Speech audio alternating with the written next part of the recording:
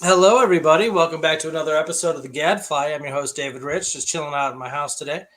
That's why you're not going to see any fun background. Sorry, it's just my bedroom. I got a very special guest, somebody who I've thought about having on the show for quite some time, and just fortuitously, it's happened recently where I reached out to him, Nick Sarlo. Nick, hello, Nick. Nick is the founder and host of Shadow Hunter and paranormal investigator extraordinaire. What's up? I'm good. How are you? I'm doing very well. Thanks for coming on the show. I'm really excited about this. Absolutely. I Thank want you to for get right having me to it on. because we only have an hour. All right, tell us about how you got into paranormal in the first place. I mean, there must have been something that happened. So pretty much, like way before I had my experience, I never believed in ghosts or anything like that. I thought ghosts were the dumbest thing in the world. And then I had my paranormal experience, which included this girl named Jackie. She used to date my cousin in the family, and they were really close. And then she became really close with us. And then they had broken apart a little bit, but she still remained a close part of the family and all that kind of stuff. And then she was dating somebody else, and they had gotten a horrible car accident. And with that car accident, she ended up passing away. Ooh. And this was when I was a senior in high school.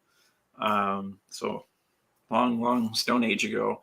Um, and I was really upset about the whole thing. Because this was kind of like my first big death that I had to deal with. Yeah, I had grandparents die and stuff like that. It's Um, different when it's a peer. No, yeah, I remember right. I was 13 and my neighbor's daughter, who was 13, died of some like weird disease. It really got to me. No, I get you. Go ahead. Yeah, and it hit the spot. And so after the wake, after the funeral and stuff like that, I was sitting in my room. This was like mid July, so it was pretty hot outside. And I'm just sitting in my room watching TV, and all of a sudden, out of nowhere, it got really, really cold in my room, like almost to about 40 degrees. And it wasn't to the point where you could see your breath, but it definitely dropped temperature. And then all of a sudden, all these thoughts of Jackie were going through my mind of stuff we used to do and say and all that kind of stuff. And then she had a very distinct scent about her, and that scent came in my room. And then I felt the classic hand on the shoulder. And while all this was going on, I wasn't scared. I wasn't nervous, anything like that. I was very, very comfortable when the whole thing was happening. And then it lasted, I don't know, maybe 20, 30 seconds. And then that's it. It went back to being extremely hot in my room. And ever since then, I was like, all right, that was something. What was that? And then ever since then, I've been trying to figure it out what it was and still trying to figure it out. I still haven't figured it out yet. Oh, that's really interesting. The well, the entire situation was very interesting, but the trying to figure it out part. I mean, this, I don't know that I can't speak for everybody involved in this sort of thing, but certainly there are some, myself included, that they want. I mean, I want answers. I have like a scientific inquiry sort of disposition. I want to know why it's happening, what's happening, that kind of thing. Getting involved in metaphysics and the studies thereof. There's lots of literature out there about possible Right. theories of what happened. So that's a fascinating story for sure. Did the situation freak you out, or was it? Did you feel resolved? Did you feel solace, closure? I mean, It was like I said, it kind of happened so fast. And when it did happen, I was calm the entire time. Like I didn't freak out. I didn't have any anxiety or panic attacks like a lot of people do get when they get their first like paranormal interaction. I was just really calm. I was very calm and just very relaxed. that's very And I cool. think I I mean I'm grateful for the experience too, because if it wasn't for that experience, I would not have met a lot of people that I've met. I've met so many people over the years because of this. I feel it kind of put me on the right path. So who knows where my path would have went? Either it was bad or it was good. So obviously it led me down the good path with all of the stuff that has happened. It's extremely interesting path to take. Oh yeah. I mean, it's just a constant sense of wonder and awe and fascination and mystery, and it's cool. You're really hmm sucking the marrow out of life when you follow this stuff. I'm not even kidding. This is good stuff. Oh yeah. Um, that's very cool. All right. Well, speaking of it being like a very fruitful, very interesting, and a good path to take, let's go right into like the some of the different types of feelings you can get while investigating. I mean, have you ever gotten freaked out, like in a negative sense? Yep. So we went to. So, well, I guess I should start with when you're on a paranormal investigation, there's different things that you can experience. You can experience anxiety, panic attacks, Mhm. um, headache, nausea, backache, your legs hurt. You can even have the feeling of like just dread and all that. So there's definitely different emotions that you can feel while on a paranormal investigation. But the one worst was we went to Joliet State Prison. Ooh. We were allowed to investigate it with Ursula Bielski, who did Chicago Hauntings Yep. down in Chicago. And we, of all places, we went to solitary confinement.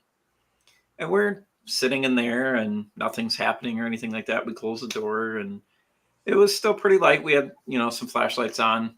And all of a sudden, I just asked a simple question of, is there anybody there? And everybody saw it in the room. Everybody freaked out. And of course, we didn't have a camera going at that time, Oh, but my legs got lifted up, my feet, and then I got shoved back against the wall like it was an inmate moving me out of the way. And I felt, I mean, there was terror, there was fear, there was anxiety, and then I felt extremely mad. I don't get mad. I'm not a mad person at all. So when people saw me mad, they're like, something's going on. And all of a sudden I got mad. I was like, you son of a, what the, did you do that for? And they're like, Nick, wrong place to do that at. I was like, let me at them. Da, da, da, da. And they're like, go outside. So, I mean, I was physically about to attack something that I couldn't see. yeah. So it's, it can be, paranormal investigating can be fun, but it can be very dangerous at the same time with stuff that happens. Yeah, I mean that could have caused you some physical harm there if you would have Oh, fell a certain way or something like that. Yeah, for absolutely. sure. Like, I mean, who knows if there could have been like a thing, like a Hit nail. your head the wrong way and it's over, baby. Yeah. Yeah, for sure. Wow, that's super intense. Actually, being lifted off the ground. Yeah, Yeah. that's the real deal there. That was Um, definitely something I'll never forget. that's very cool. All right, so what? How did the show start? How'd you get involved in it? How'd you start? So we did Shadow Hunters. So, I mean, we started on YouTube and we're still doing stuff on YouTube and stuff like that, just like little things here and there, and kind of like a vlog series so people could just see like what we do in our everyday life and stuff like that. Like just 2 weeks ago we went to Baraboo, Wisconsin, and we went to Devils Lake State Park and we did some Nice. investigating there and stuff. Um, but I saw like everybody was signing up for this Paraflix, and I was like, "What is Paraflix?" Like, I'm very curious. And I went and I went on, and the internet kind of searched a little bit more, and I was like, "Oh, I wonder if they would, accept us if I can send them some videos and stuff like that." And wrote to them, wrote to Natalie, and within 2 hours, I got a call back immediately. They're like, "Hey, we really want to talk to you. Can you send us some stuff?" So I sent them a couple of videos and stuff like that, and they said they really liked what we did and the type of show, and we had a Zoom interview, and ever since then we've been with Paraflix, and it's been fantastic. It's nice with Paraflix because you're your own producer, you're your own director. So it's nothing like you see on TV now where they're like, okay, go act scared in this corner or pretend you're being chased by something over here. Like with us, like even if we didn't capture anything, we would still put it on film and show people because we're showing people exactly what we went through to try to get evidence. And if we only get one little piece, hey, that's still great. You're still communicating with the other sides. What a lot of people don't notice is on TV, they can spend up to 2, 3, even 4 weeks at a location and they only get like enough for that 1 hour episode. Right. Or technically Like it's spending like 10 to 14 hours a day filming stuff, and Right. you get like an hour's worth with it, including other things like interviews and stuff like that Mhm. within that hour. Yeah, no, you mentioned that last night when I was watching your show with Mary Jo Chudley. Um, well, so that's a nice segue into like how does this work? I mean, what kind of equipment do you use? Do you need? And obviously, there's cameras and EMF readers and that kind of thing. Mhm. What's your list of tools that you use? So probably the first thing that we do is we'll bring in, or the best tool to have, and everybody has it, is your own intuition. Okay. So you go into a place, they'll let you know that they're there. Like you'll get chills, you'll get certain emotions, and anything like that. Um, so it's always best to kind of tune into your body of what your body is saying to you. Um, and pretty much all you need is video. Technically, you don't even need a video camera if you don't want. Everybody has a cell phone nowadays. You can use your phone. I wouldn't recommend phone apps; those really don't work. The And the only ghost reason, hunting kit apps, those so things. by apps, what I mean is like, if you Android, Apple, anything like that, there's a lot of apps on there like the ghost hunting app, Yeah. blah blah blah. And the reason those don't work, they need the internet to work. Well, why does it need the internet? So if something needs the internet, that means it's receiving information from the internet for that app to work. So let's say we were at Joliet State Prison and we're using an app on the phone. Because you have the internet on, the internet is tracking your location. So let's say that app has a spirit box or something like that. Well, if the app is tracking your location, it's going to start spurting off words from the prison, jail cell, Uh, inmate, this, that, whatever, anything like that. Um, so we always tell people don't use the apps. They don't work. Or if you do use an app, put your phone on airplane mode. Airplane mode completely cuts everything off. 4G, 5G, internet access, calls, text messages, everything. It's off. Um, so with all that, we just say never use a phone app. We just choose not to. But anyways, um, we always encourage having flashlights with a digital voice recorder, which you can find very, very cheap on Amazon, Best Buy, any place like that, even Walmart. mhm. Uh, and then just that's all you really need for a paranormal investigation. With us, though, just because we've been doing this for so long, we've really purchased a lot of things. So like we have what's called a REM pod, which measures the electromagnetic field in the area. It's got 4 lights on there, and it's got this antenna. When you go close to the antenna, all 4 lights go off. And it's said to really work like, let's say your phone is on or it's by a microwave or whatever, it's going to go off. But if you use that device in the middle of a forest where there's no electricity at all anywhere and it goes off, well, it's kind of curious what it could be. But I mean, mostly for getting started or just having your own paranormal equipment, you don't need a lot. There's a lot of paranormal teams that have so much, it's ridiculous. You don't need that much stuff. Like there's teams out there that have like $20,000 worth of equipment. I'm sure. You, Yeah. you don't need that. Not at all. Right. Interesting. Okay. So, but what about night vision? I mean, did cell phones do that for you? Cell phones, not really. Okay. If you want a really good night vision camera, you better be ready to put down about $900 to about $2,000 right Oh. there. And that's for like a really good night vision camera. With us, we'll use night vision, but we also use just normal flashlights. I mean, it's not like the ghosts and be like, oh, they have a flashlight, we're not going to perform for them. They can't see us in the dark, so we'll do this. And I mean, we've Fair even enough. investigated during the day. You can investigate at any time. It doesn't matter what time. I think a lot of people just do it at night for the dramatic effect. Sure. Sure. It's creepier. Oh yeah, which it definitely is. No, yeah, absolutely. For sure. Okay, that's very interesting. And tell the difference between a ghost box and a spirit box. Mary Jo brought that up yesterday, and I didn't know. I never heard of a Mm. difference between the two. What is the difference? So ghost box is it originally originated from what's called a Frank's box, and what the Frank's box does is it's kind of wired differently than the actual SB7 spirit box. So it's got like it's like a different communication per se. Like how I mean, technically it still uses the same features, but it's different, like the way the wiring is and stuff. So if you use a spirit box, you're going through AM, FM radio, but it's going so fast. There's no way you should be able to actually make something out at all. Um, and you could do reverse sweep too. So you can go forward sweep where it's going really fast forward, or you could do reverse sweep where it's going backwards.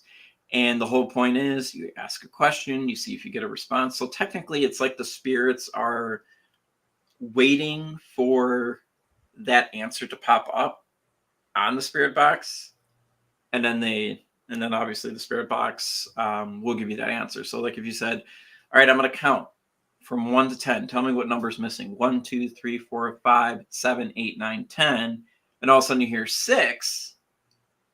Well, what are the odds that 6 is going to pop up Right. out of all those numbers that I just said? Right. And then with the Frank's box, like the portal, anything like that, it's kind of the same concept, except it's, like I said, it's built a little differently than the actual spirit box. And it's not as, and it's a lot bigger. Like Frank's box, they're like this big. And then the spirit box is like this big. Is So one better than the other? Me personally, they're pretty much both the same. So if somebody wanted to buy one or the other, what would they Well, like? Go on Amazon and what do they put in? Ghost box? you can put a ghost box, spirit box. If you do put in ghost box and you actually purchase a ghost box, you're looking at spending about triple, even quadruple of what you would spend with a spirit box. Wow. Greg, who's on our paranormal team, older gentleman, he's got what's called the portal, and it's pretty much the Frank's box and all that, but it cost him $800. Wait, so this is the name of the ghost box is the portal? Yeah, the portal. All And right. then Go ahead. the I'm spirit listening. box only costs about $79. So Oh, it's well, the what significant would you difference. choose? Right. Right. If they both do the same thing, Right. portal. Oh, um, ghost box. The portal. Yeah, SB S box, ghost box, scanner with spirit box and EVP recorder. It's $100. Yep. Okay. Yep. Around. I don't think that's the portal. I think that's a different one. But that one is $100 compared to a cheaper one. Interesting. Okay, very cool. And what do you? I mean, so what do you use? When do you bust out a spirit box during a paranormal investigation? Usually, with something like that, you would do when it's either been quiet, like too quiet, or you could do it in we like to choose to do it in a really dark room. But recently, we've actually been doing something called the Estes method, which you use the spirit box for. The Estes method is really cool, but it's a little bit more dangerous. You take noise cancellation headphones, put them on, and then you blindfold yourself. Ooh. The reason you do this, you're blocking your senses for your eyes, Sure. you're blocking your senses for your hearing, and you're making your sixth sense, which everybody has, more predominant, more likely to come out. We've done it before where, so pretty much the spirits talk through us, so we're the conduit. So if a spirit says something, all of a sudden it'll come through us without even us noticing sometimes that we're even talking through the spirit. And if you do this for too long, because you're using all that energy, especially with the spirits, you can get a massive headache, nasty headache, anything like that. I've been nauseous before. I've almost thrown up, everything. So you got to be, when you do something like that, you want to do it for like maybe 15, 20 minutes only, not any longer. If you do longer, you may have some symptoms to it. Really, that's really, yeah, because it sounds like you're opening yourself up to possible possession. Right.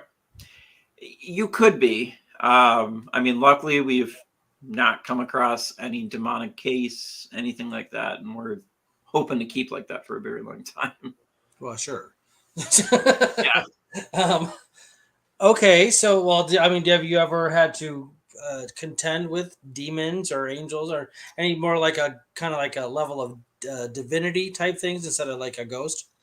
We have not Okay, yet. I mean, yes. we've been up against some pretty nasty spirits, but not demons or anything like that. If we did, we'd be screwed because we don't know where to start with that one. I mean, yeah, we bring holy water with us on all investigations just in case, because you never know. Um, but if we were to come up across that, we know some people that we can call and kind of like guide us through to get through the case or episode or anything like that. Do you know anybody like that? Mhm. Do you? There's a guy that we know, James Anito. He's a famous demonologist who lives in, or who's in Rhode Island. We did a show together 4 or 5 years ago. And then for the first time, we actually met at the Warrens Paracon because he was there. That was the first time we've ever met.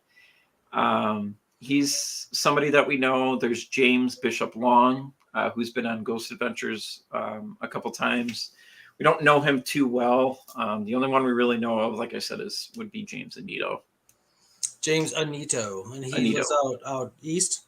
Yep, out east. And if you actually watch The Haunting, Mary Jo Chudley, who I had on the show last night, Yep. her episode was on today about her 2 haunted dolls she was talking about with James Anito. Very cool. I'll have to check that out. Yeah, you guys got into the whole Annabelle doll. Yeah. Can you? I mean, I don't want to steal her thunder, but could you kind of give us a quick description of what that was about? So Annabelle comes from Ed and Lorraine Warren, extremely famous ghost hunters way back then. They were kind of the pioneer of ghost hunting, I guess you could say. This is like early 1900s kind of stuff. Yeah, around like 1930s, 40s, 50s. Yeah, around like 1940s, 50s, Okay, so around mid 1900s. Okay. So they did so many cases and all that, and then came the case of Annabelle. And the whole case goes, this girl who's a nurse had gotten a present from her mom of this Raggedy Ann doll named Annabelle. And doll was fine, everything was good. All of a sudden, within the next couple of weeks of the girl having the doll, she noticed the doll would be in different positions. The doll would do this, the doll would do that. And so they called Ed and Lorraine Warren in. And right away, Lorraine's like, this doll is evil. Gotta go. You got to give it to us. So they took it. They put it in a safe case at their museum. Unfortunately, that museum's no longer running just because they both passed away. But the doll is in this case. And a lot of people are very skeptical about the doll. They're like, no, the doll's not going to do anything. It's a doll. Well, one day, this guy and this girl drove up on a motorcycle, went into the museum, and Ed gave him a tour of everything and said, this is the Annabelle doll and all that. Well, the guy started banging on the glass saying, you're not going to do anything. You're just a doll, blah, blah, blah. And Ed's like, get out. Ed kicked him out immediately. Oh, that was very rude. Home, they got in a terrible motorcycle accident. Whoops. He died. The girlfriend had no cuts, no bruises, no nothing, because she did not make fun of the doll. He did. So ever since then, the doll it's got something in there. And when we first saw that doll, like entering the room, we were doing this. Yeah, you mentioned that last night too, that it had a very, not merely visceral, but like physical effect on you. Yeah, we were shaking. We had no clue exactly what was going on. We didn't know. And we were nervous. We were sweating. But then again, too, that could have been because one, it was hot in that room.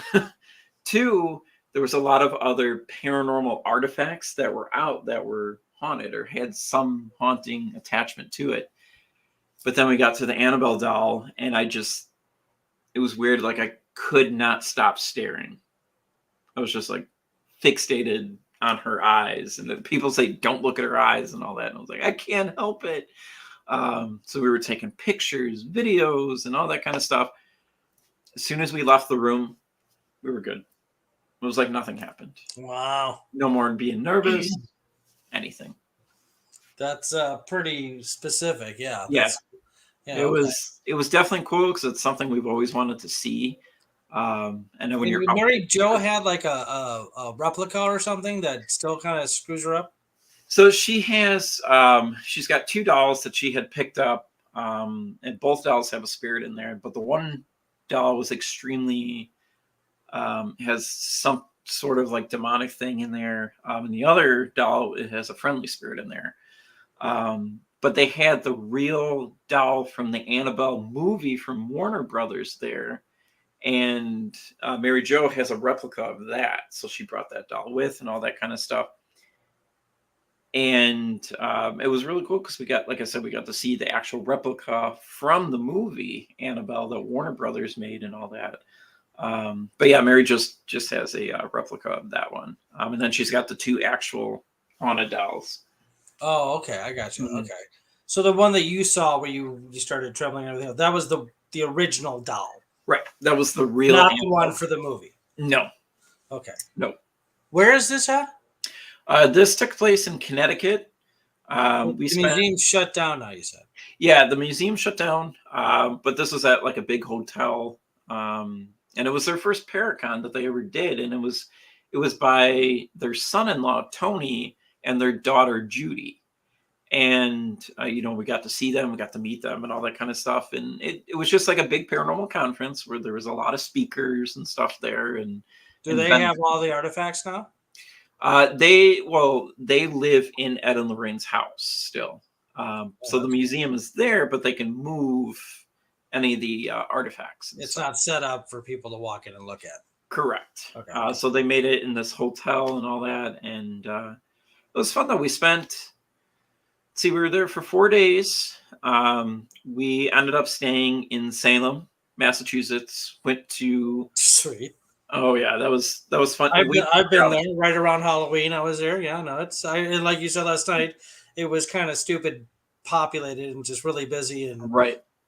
very touristy. But it's cool. I'm glad I visited. Oh yeah, it was fun. We got to see all the Hocus Pocus filming locations. That was fun. Oh yeah. And we had a good time out there and stuff. And then, like I said, everything was really close. So you have Massachusetts, you have Rhode Island, and you have Connecticut. Rhode Island was maybe 25, maybe 30 minutes from us, from our hotel in Massachusetts, and we kept driving back and forth by the Conjuring House and just seeing everything in Rhode Island. And then the last day we were there, we went to Connecticut to the Lawrence Paracon out there, and that was the first time I've ever been out east. It was the first time I've ever seen the ocean, anything like that. It was really cool. Yeah, I've been out there a couple times. I love it out there for sure. A lot Yeah. of history. Hmm. That's probably why it's such a hot spot. There are places all over the country for sure. Okay, well, let's talk about Lake County. What kind of places in Lake County would you? There's a lot. There's a lot of places in Lake County. One big one is actually Great America in What? Gurnee. Really? That's cool. We we got a special opportunity in 2018 to do a Fright Fest show for them, all about ghost hunting, and they wanted to bring ghost hunters in for their Fright Fest program. And we got the idea from the lady that used to do a show there for hypnosis and all that, Susan Rosen. And it was her last show, and the head of entertainment department was there, Ralph, and he was there listening to the show and all that. And at the end of the show, Susan goes up to him and goes, maybe next year for Fright Fest, you should really incorporate some ghost hunting. Like a lot of people would like that and all that kind of stuff. And Ralph's like, that's a good idea. I like that. 2 days later, we get an email. Hi, this is Ralph from Six Flags Great America Entertainment Department. And I was like, what did I do wrong? Like, what is this about? And it took about a year to develop the show. But the show went really well. The show was great. A lot of people had a great time there. But before we even did the show, they asked us, like, well, what are you going to do for the audience? Like, is there something like a hands-on thing? Is there a video for them to see? And I just had an idea.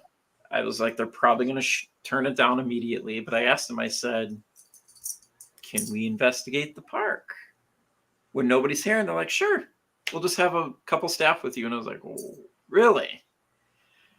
All the lights were out. This was a Wednesday night before Fright Fest even started. That's bad. That's cool. There's nobody in that park except for like a couple security guards watching everything and all that. And we were capturing stuff. Great America is very, very haunted because, so for example, the Wizard, the classic roller coaster, the Wizard. I love the Wizard. We did a thing in line. We had our REM pod was going off in line over there. We went by the carousel. There was stuff going on by that carousel. And people are like, well, why Great America? Why is Great America haunted? What's going on and stuff? What people have to realize is ghosts or spirits are attracted to energy. That's what gets them going. A lot of people don't know that they have ghosts attached to them. People just don't realize it. Well, if you're a ghost and you want to go to a place that has a lot of energy, where are you going to go? An amusement park. You have the roller coasters, the scream of people. That's energy right there. You have music. You have, I would hate to see the electric bill for Great America, but I mean, you have a lot of electric and stuff like that there. Like, that's a place with a lot of energy. So that is why a lot of even the buildings or some of the roller coasters and stuff are there have some paranormal activity to it. And that was probably one of the greatest things that we have ever done in my paranormal career. And we were the only team ever still to investigate the park. They won't let any other team do it anymore. Because they weren't expecting that outcome? We don't know. Either because it might be bad press for them or what? I mean, either that or we're thinking because it would just be too much. Because after we did the show and all that, Great America kept getting calls. Could we investigate the park? Could we do this? Could we do that from other paranormal teams? And I think they were just like, nope, we're done. We're not doing it no more. So that was a lot of fun though. Like walking around that park at midnight, pitch dark, can't see anything, no lights on, and you're getting activity. It was great. That's very cool. All right. So that's one place. What else? So you have Great America. If you want to expand into Cook County or like southern Wisconsin, that's fine. I mean, there's a lot of cemeteries out here that are very haunted. And then if you go to Cook County, you have Bachelor's Grove Cemetery. There's a lot of stuff in there. That's a big one, yeah. Oh yeah, Bachelor's Grove. There's a lot of stuff in there because it ties back to Al Capone. Yep. And used to dump his dead bodies there, yeah. Yep. They claim that Al Capone threw his victims in the lake, which is right behind the cemetery. We talked about this last night, right? Yeah, exactly. Yep. And the girl that walks across. Yeah, there's a lot of people say that they see a horse and buggy just randomly driving through. Like if I'm looking at you right now, it looks that real. And then when they turn around, it just disappears.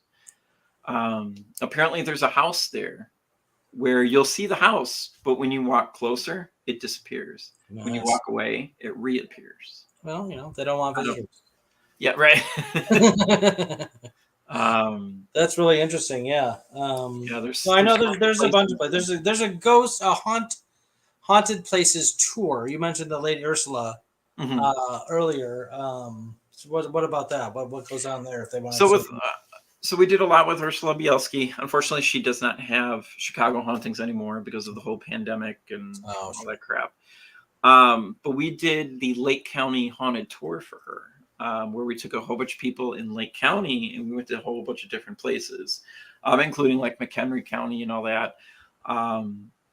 So we would take people to the Lodge of Antioch, which is very haunted in downtown Antioch.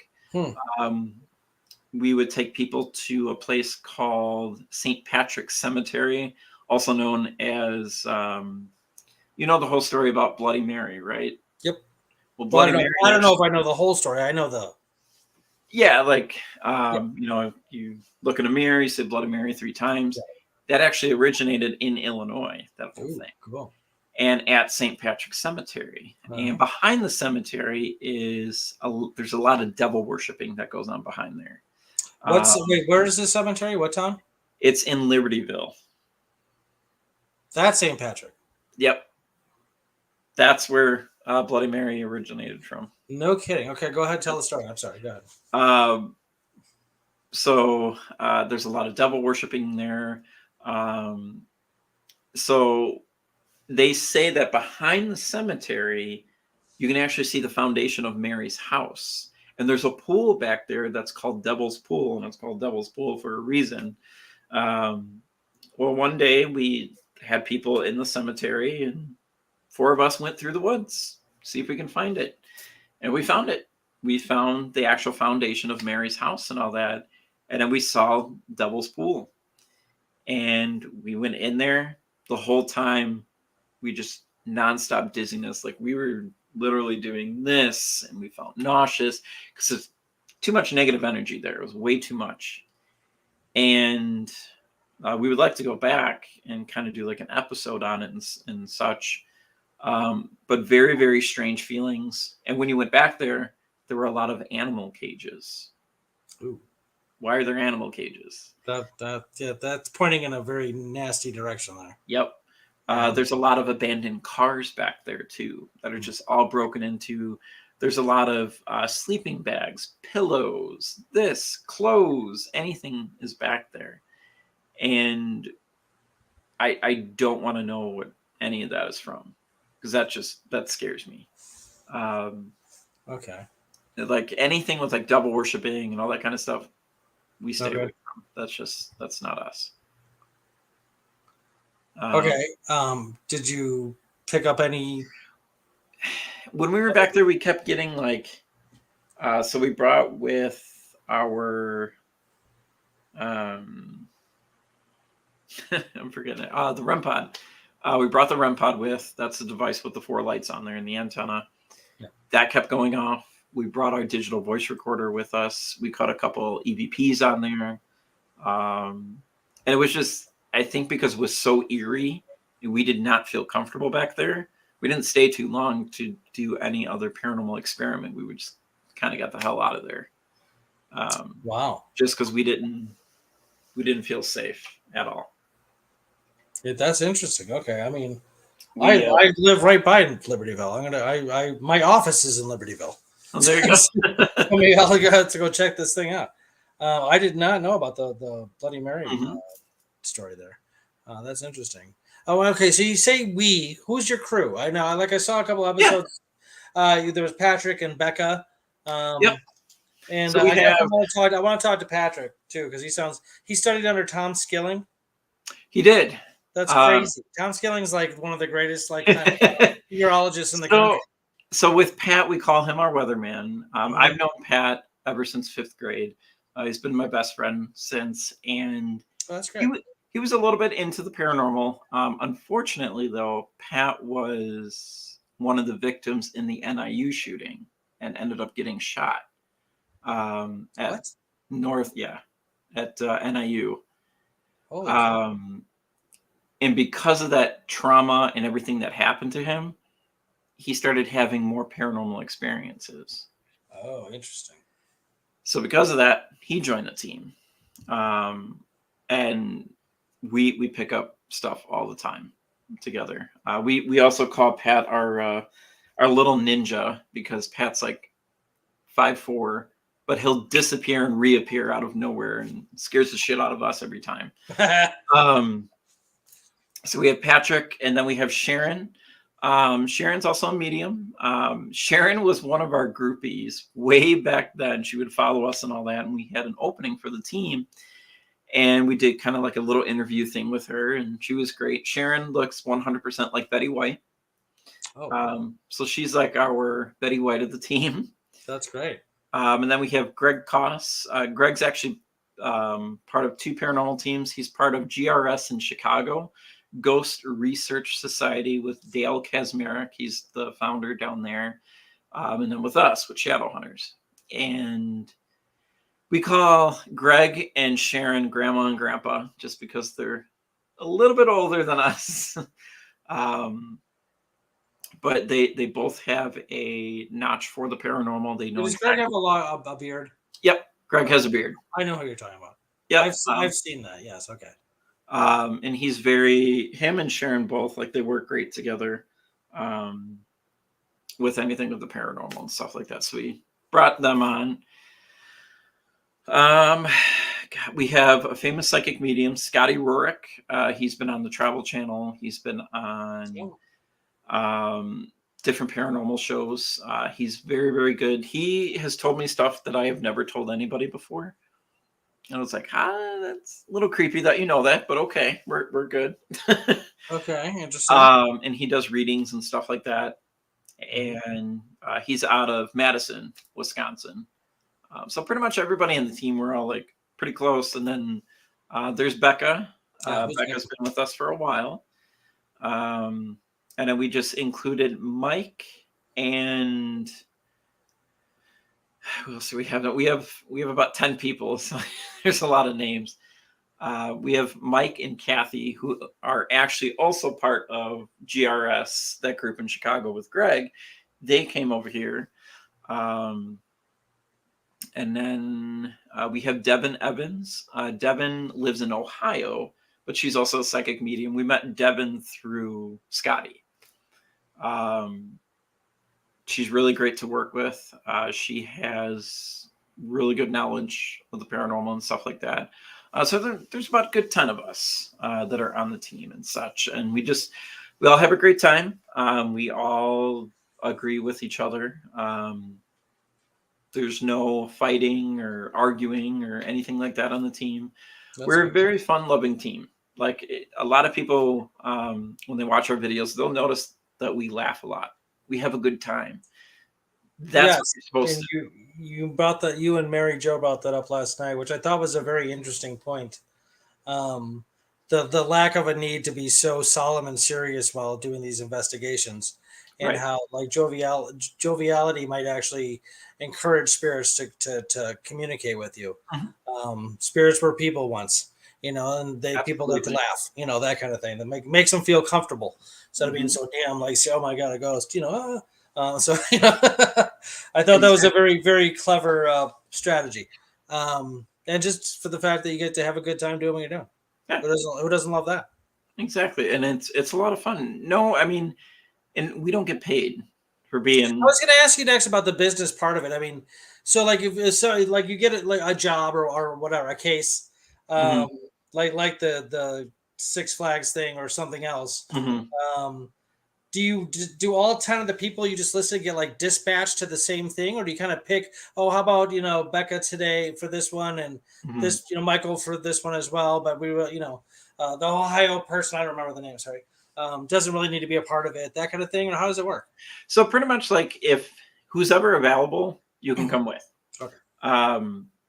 Like the whole Great America thing, that took a whole team effort because that was a lot of stuff to do. If it's a gig like that, or we're doing a special event or anything like that, if it involves payment, that's great. If it doesn't, oh well, it's not the end of the world. So like anytime we go on an investigation, we never charge. You do not charge for paranormal investigations. That's frowned upon too. Because why would you charge somebody that you're trying to help? Well, doctors do it all the time. Right. No, I understand what you're saying, and actually I find that to be quite admirable. Go ahead, sorry.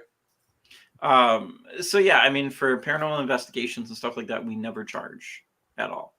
Um, and what ghost hunting is, it's a hobby. That's all it is. It's a hobby. A lot of people are like, no, it's not a hobby. This is the real thing. It's like, no, it's not. Because if it was the real thing, we'd be making a lot of money from it. Well, I mean, I'm Yes. guessing the ones on the like the bigger channels or whatever are getting paid. Mhm. Right.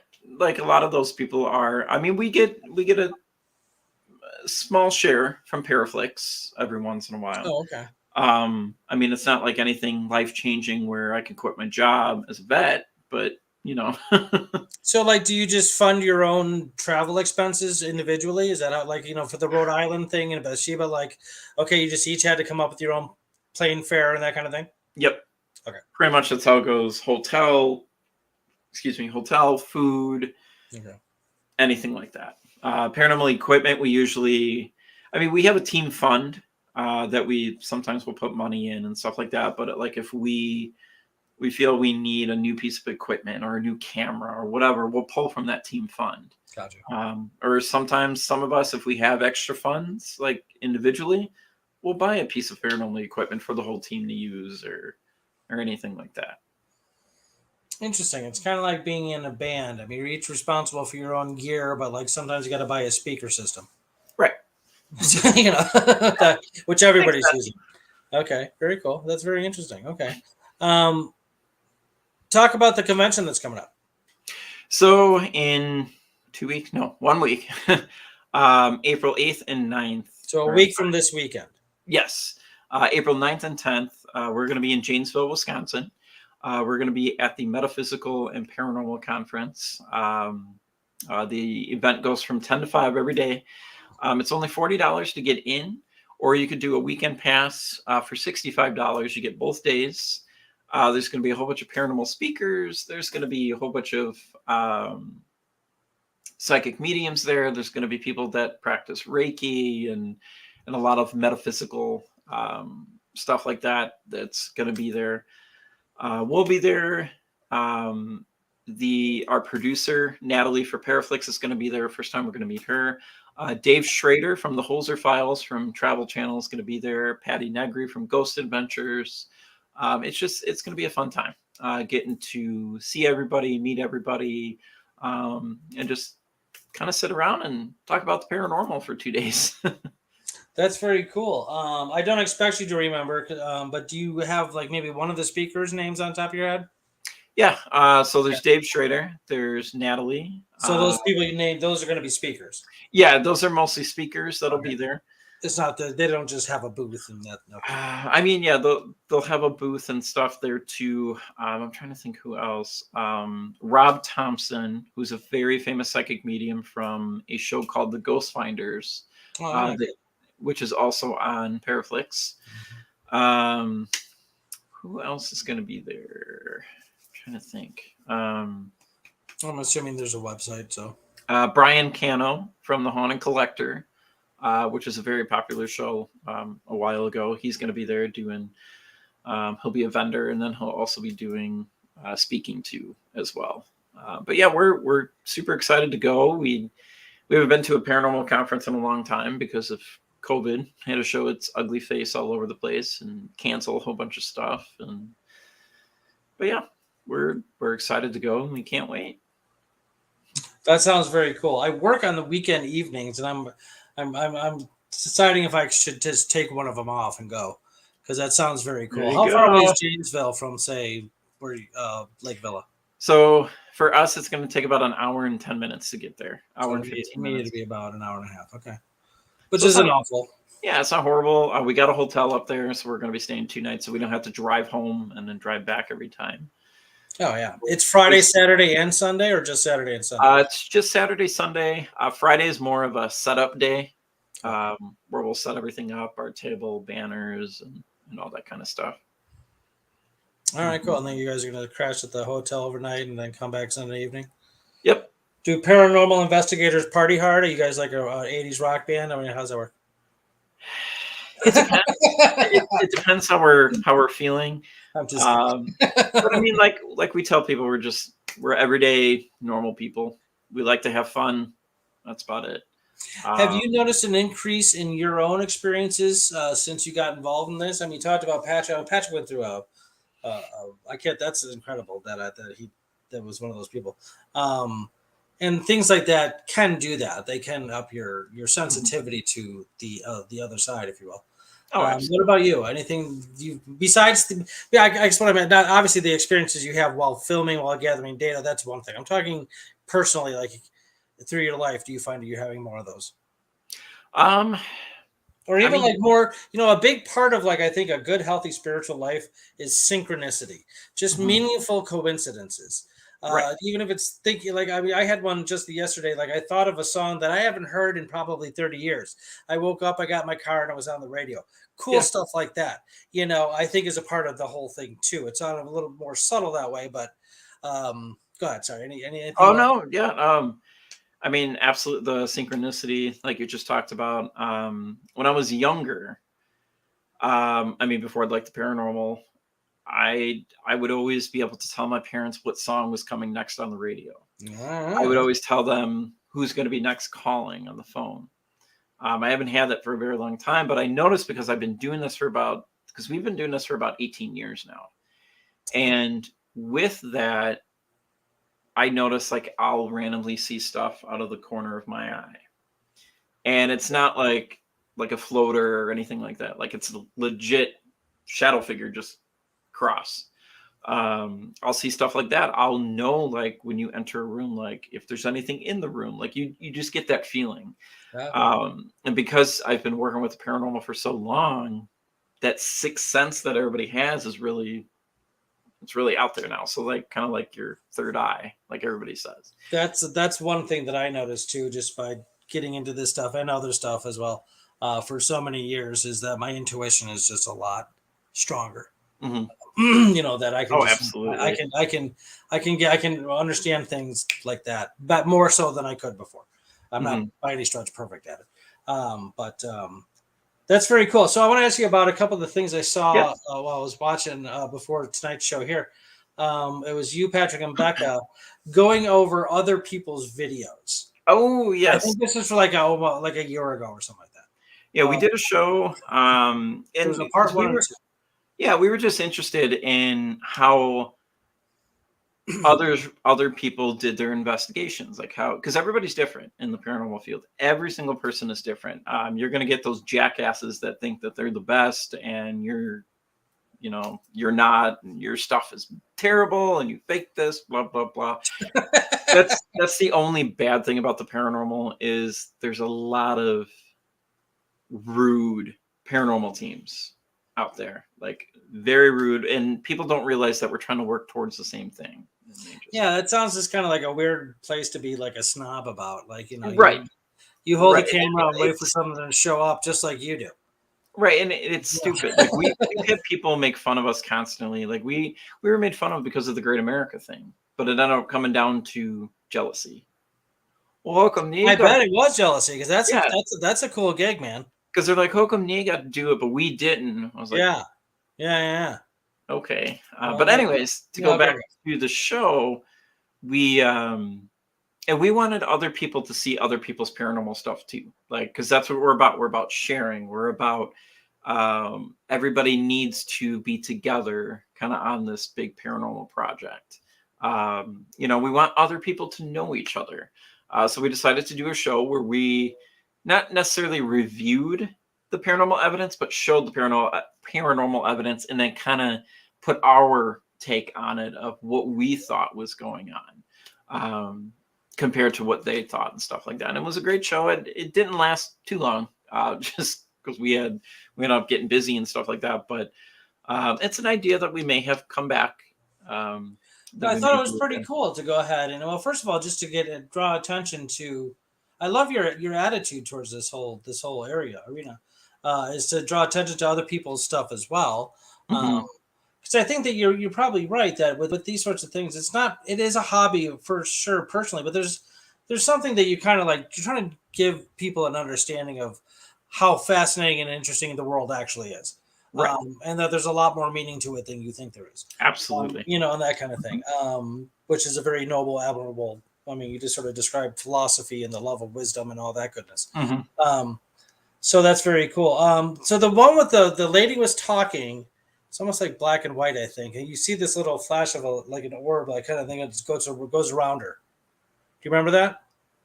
Trying to think. This was a while ago. If you don't, Okay. that's fine.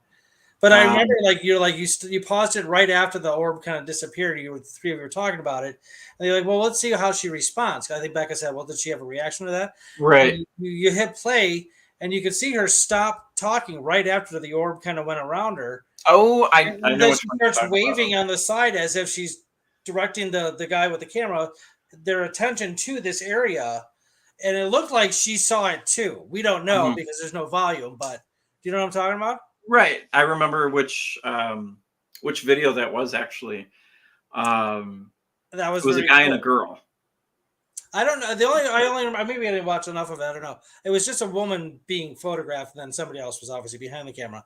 But the Mhm. other one that was super crazy cool was the street light, Yeah, and this that thing was kind of like this actually key thing kind of like just falls down and just sits there, and it's very animated. It's moving. It looks like it's making like actual yeah, conscious decisions about how it's moving, and then it sort of just prances away. yeah, And that you're was like, from what the fuck was that? yeah, that was from a girl named Kelly, and that video clip has actually been on TV. It's been on Paranormal Caught on Camera, and it's also been on the Osbournes Wanna Believe on the Travel Channel. So Okay, that was a that's really a good cool one. clip, and we were trying to figure out what it could be, like rational and all that. Yeah, And you try to start with the most natural explanation, we had no like clue. you said, like it was a piece of paper of some sort of like one of those metallic looking balloons or shiny Yeah, balloons. But no, this thing, no. It was stopping. It was like kind of doing something, and then it sort of just jaunted off. yeah, yeah. We still Uh, have no clue, and she still has no clue, and yeah, all that too. So that's okay. Mystery keeps you going. That's very cool. Well, I hope to see a lot more of that stuff. And after this, we're yeah, done here. I'm just going to go right back on the YouTube and okay, check out more of it. sounds good to me. We only have a couple minutes left here. Tell us, we got the convention coming up a week from this weekend. $40 a day for all day each day, or 65 for the whole weekend. Hmm. That's a pretty cool difference there. Um, Lots of cool paranormal investigators, psychic mediums, so on at the thing. That's very cool. About an hour and a half north of, say, Grays Lake, Illinois, if that gives anybody Yeah, some bearings. All right, very cool. That's very cool. I'm excited. I should probably just go. I think I would regret it if I sounds did. good to me. Yeah, for sure. Okay, you want to plug anything else before we um, take off? if anybody wants to subscribe to Paraflix, like I said, it's only $3.99 a month, or I want to say $34.99 for a year. All paranormal stuff. If you guys can subscribe to our YouTube channel, our Facebook page, our Instagram, and recently we started a TikTok because we're gonna try those trends and we're gonna see if we get anything on there and, and all that stuff. But yeah, I mean, or anything that you guys just want to know, just ask us a question. On our Facebook page, we have a website, www.shadowhunterspara.com. It's kind of under construction right now. We're trying to get a little bit more out of the website. But yeah, they can pretty much find us anywhere. You can even type in on Google Shadowhunters Paranormal Investigation and Events, and we'll pop right up. Very cool. If somebody wanted you to actually check out a place that they think is haunted, Mm-hmm. go through the same places and Yeah, just if they actually go to our website, there's a form that they would fill out all about why they think their place is haunted. And there's it's kind of like a couple step process because we want to make sure that we're safe, make sure that they don't have anybody there and we're not going to get hurt and they're not going to get hurt and all that. But usually for home investigations or private residences, as we call it, we want to, because there's always safety in numbers. We always make sure there's more of us than of them, just to make sure that we're safe and everything's. Look at everything going on in the world right now. yeah. So we make sure we're safe, and we COVID's still going on, we do require everybody wears a mask during the investigation as well, just to make sure that everybody's safe, and that includes the homeowners too. Interesting. You know that's very cool. Yeah, they just discovered a new variant. Yay. Yeah. Okay. Anyway, thank you very much, everybody, for tuning into the Gadfly. I'm your host, David Rich. We had a very cool conversation with Nick Sarlo, the host of Shadow Hunters and Paranormal Investigator. Very cool, very exciting stuff. We're gonna have you on again because I got like 1,000 more things we should talk about. Yeah, absolutely. Just let me know. All right. Thank you so much for having me on. Absolutely. Stick around. Don't sign off quite yet. Everybody, thank you so much for tuning in. We'll see you next time. Take care. Bye, guys.